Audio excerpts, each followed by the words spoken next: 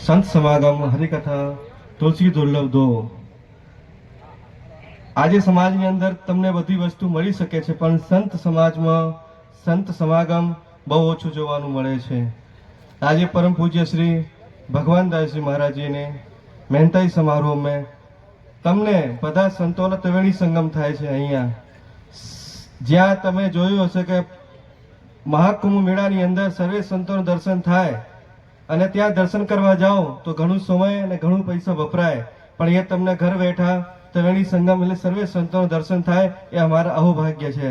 સર્વે સંતો અહીંયા દૂર દૂરથી પધાર્યા છે અને સનાતન ધર્મ માટે બધા લડતા હોય છે.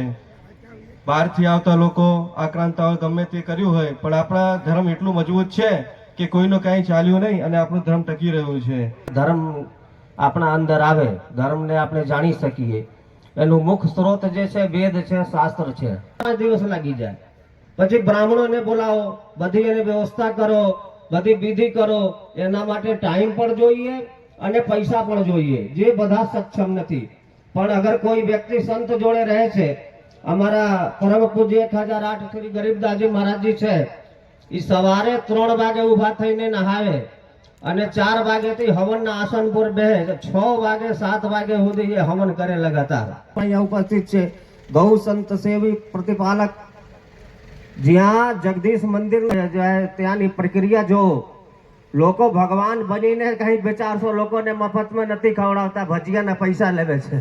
અમે બધા એક સભામાં ગયા હતા, બોલાવવામાં આવ્યા હતા, ત્યાં ગેટમાં ગળ્યા નહીં કે પહેલા જ બોર્ડ લાગ્યા હતા કે જો કુર્સી ઉપર બેવું હોય તો 300 રૂપિયા કુર્સીના.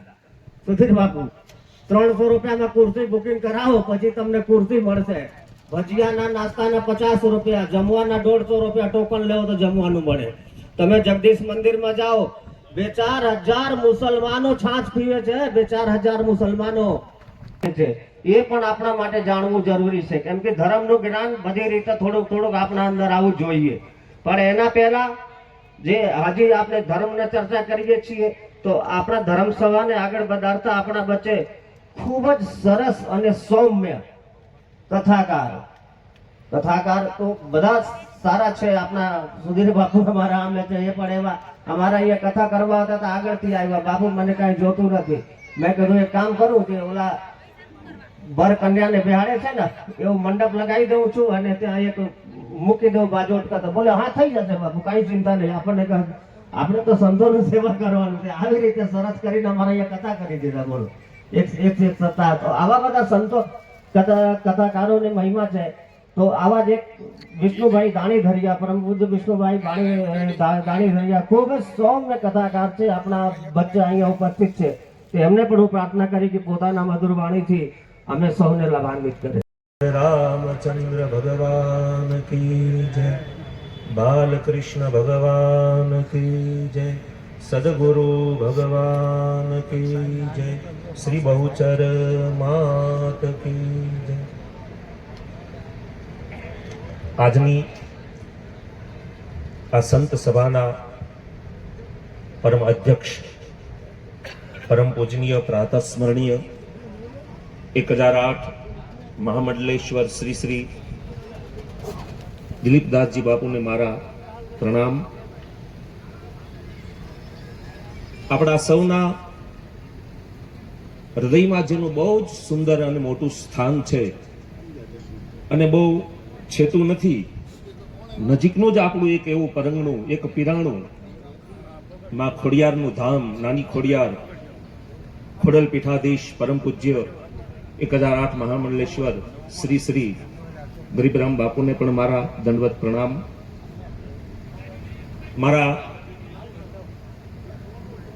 પિતા સમાન એવા શ્રી શ્રી 1008 મહામંડલેશ્વર આત્માનંદજી બાપુને મારા પ્રણામ. મારા અંબિકા પીઠાધીશ શ્રી શ્રી 1008 મહામંડલેશ્વર રમજુ બાપુને પણ મારા પ્રણામ. આજરોજ જ્યારે ભગવાનદાસ બાપુની મહંતાઈ, મહંતનો અર્થ શું થાય છે? મહનો અંત. સમાજના કે સંસારના કોઈ પણ જાતનો જેના જીવનમાં મોહ ન રહે એનું નામ મહંત. એવા આપણા ભગવાનદાસ બાપુની જ્યારે મહંતાઈ કરવા માટે સૌ સંતો અહીંયા પધાર્યા છે, ત્યારે મારી બે વાણીરૂપી પુષ્પો સૌ સંતોના ચરણમાં સમર્પિત કરું. હમણાં અહીંથી ઘણીવાર કહેવાયું કે સાધુ સંતોના દર્શન માત્રથી આપણને શું પુણ્ય પ્રાપ્ત થાય. હમણાં જ 144 વર્ષ પર્યંત એક મહાકુંભ પ્રયાગરાજમાં યોજાઈ ગયો. ઘણા લોકો એમાં ડૂબકી મારી આવ્યા, પણ અમુક લોકો કોઈના કોઈ કારણસર નથી જઈ શક્યા. તો આવા લોકો માટે એક ભગવાનદાસ બાપુએ અહીંયા ત્રિવેણી સંગમ રચ્યો છે. આ બધા સંતોના દર્શન કરી લો, તમને ત્રિવેણી સ્નાનનું પુણ્ય ફળ અહીંયા બેઠા બેઠા મળશે. સુનિય સમુજી મન મુદિત મન મજ્જહી અતિ અનુરાગ લહહી ચારી ફલ અછત તનુ મારો સાધુ સમાજ પ્રયાગ. ગોસ્વામી તુલસીદાસજી લખે છે કે 4 ફળ આ સંતોના દર્શન માત્રથી આપણને મળે છે. ધર્મ મળે, અર્થ મળે, કામ મળે અને મોક્ષ મળે. પણ સાધુ એટલે શું? કપડા, દાઢી, જટા, તિલક એ સાધુનું દર્શન છે.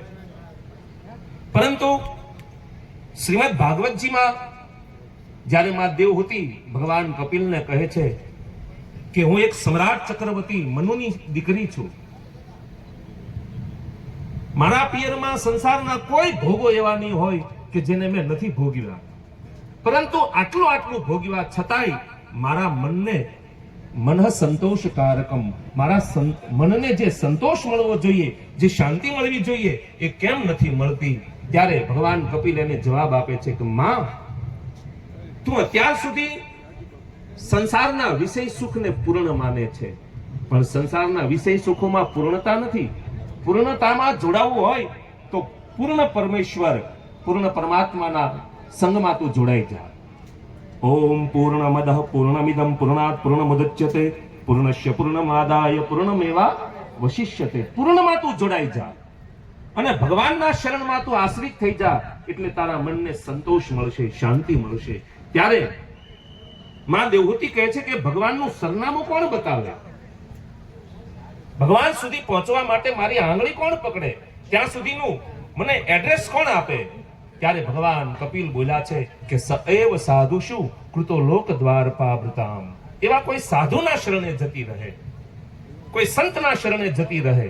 સાહેલી અમને ભાગે મળ્યો છે આવા સાધુ પુરુષનો સંગ. ત્યારે મા દેવહૂતિ કહે છે કે સાધુ કોને કહેવા, સાધુના લક્ષણો શું? અને એ વખતે ભગવાન કપિલ એક શ્લોક બોલ્યા છે કે તિતિક્ષવઃ કારુણિકા સુરદા સર્વદેહિનામ અજાત શત્રવઃ શાંતા સાધવઃ સાધુ ભૂષણા. એમાં સાધુનું પહેલું જ લક્ષણ છે બાપુ તિતિક્ષા, જે સહન કરે એનું નામ સાધુ. આટલા સંતો બેઠા છે આપણા ધર્મ ઉપર, આપણા સનાતન ઉપર, આપણા રામ કૃષ્ણ ભગવાન શિવને અને માતાજીને નીચે દેખાડવા માટે આજે પોતાના બનાવટિયા ચોપડામાં આપણા ભગવાનને નીચા ચિતરવાનું જ્યારે કામ, એમની લીટી મોટી કરવા માટે આપણા ભગવાનોને જ્યારે નીચા દેખાડવામાં આવે છે, ત્યારે હું આ સંતોને બધાને અહીંથી આહવાન કરું છું કે હવે આપણે બધાને જાગવાની જરૂર છે. ક્યાં સુધી આપણે સહન કરશું? અને ધર્મ ઉપર જ્યારે ઘા થાય ને સાહેબ, ત્યારે પહેલી ફરજ આપણા સાધુઓની છે, સંતોની છે. અને ઘણીવાર આવા ધર્મસભાની અંદર આવા આયોજનો થયા છે. ઘણીવાર આપણે એમના માટે કહીએ છીએ અને એ લોકો માફી માંગીને પૂરું કરી નાખે છે. પણ કેટલી ઘણી માફી આપવી તમને? અમારા રામ ઉપર તમે જ્યારે ગમે એમ બોલો, કૃષ્ણ ઉપર ગમે એમ બોલો, માતાજી ઉપર તમે ગમે એમ બોલો, છતાંય અમે સહન કરી ગયા. તિતિક્ષા અમારું લક્ષણ છે, સહન કરવું. મહારાષ્ટ્રમાં એક સંત થઈ ગયા, સંત જ્ઞાનદેવ. એ જયારે ગંગા સ્નાન કરીને નીકળ્યા એટલે કોઈ એક પઠાણ માણસ એના ઉપર પાનની પિચકારીથી થૂક્યો. એટલે એ સંત એક શબ્દ પણ બોલ્યા વગર બીજી વાર ગંગા સ્નાન કરીને આવ્યા. બીજી વાર પેલો થૂક્યો. 1 વાર, 2 વાર, 3 વાર, 108 વાર આ સાધુ ગંગા સ્નાન કરીને આવ્યા અને પેલો 108 વાર થૂક્યો. અને છેલ્લે પેલો પઠાણ એ સાધુના શરણમાં પડી ગયો. બાપુ, આ દિવસ સુધી આટલા વર્ષોથી હું એક સાચા સાધુની ઓળખમાં હતો, આજ તમારામાં મને સંતત્વના દર્શન થાય છે. ત્યારે પેલા જ્ઞાનદેવ કે ભાઈ તારે મને પગે નથી લાગવાનું, હું તને પગે લાગુ. કેમ કે રોજ તો હું 1 વાર ગંગા સ્નાન કરતો, તું 108 વાર થૂક્યો ને એટલે મારી આખી માળા પૂરી થઈ ગઈ. આનું નામ છે સાધુ. તિતિક્ષેવા કારુણિકા, જેના હૃદયમાં કરુણાનો ભાવ હોય. ભારત દેશનો સાધુ ભજન કરી અને એમ નથી બોલ્યો કે મારું એકનું કલ્યાણ થાય, કે મારા શિષ્યોનું કલ્યાણ થાય, કે ભારતનું કલ્યાણ થાય. આ દેશનો સાધુ બોલ્યો છે વિશ્વ કા કલ્યાણ હો, સર્વત્ર સુખીનઃ સંતુ, સર્વે સંતુ નિરામયાઃ, સર્વે ભદ્રાણિ પશ્યન્તુ મા કશ્ચિત દુઃખ માપ્નુયાત. એવા આ મહાપુરુષો જ્યારે અહીંયા પધાર્યા છે, જેના હૃદયમાં કરુણા છલોછલ દેખાય છે. તમે જોવો આમ એક એક સંતોના દર્શન કરો, આપણા આમાં હૈયા આમ ફાટું ફાટું થાય. શીલવંત સાધુને વારે વારે નમીએ પાનબાઈ, જેના બદલે નહીં વર્તમાન, જે વર્તમાનમાં જીવી જાણે. ભૂતકાળમાં હું શું હતો એ ભૂલી જાય.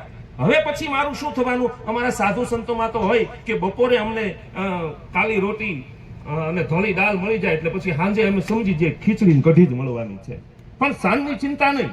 અત્યારે મળી ગયું છે તો પ્રેમથી મોજ કરી લો, જમી લો, ભોજન પાલો. બધા સંતોને જે એજ્યુકેટેડ લોકો છે એમને ખબર હશે, ભારતની અંદર અને વિદેશની અંદર 167 સંસ્થાઓ અને કોઈ પણ સંસ્થામાં 3 હાથ પડ્યા છે, સંસારમાં પડ્યા છે.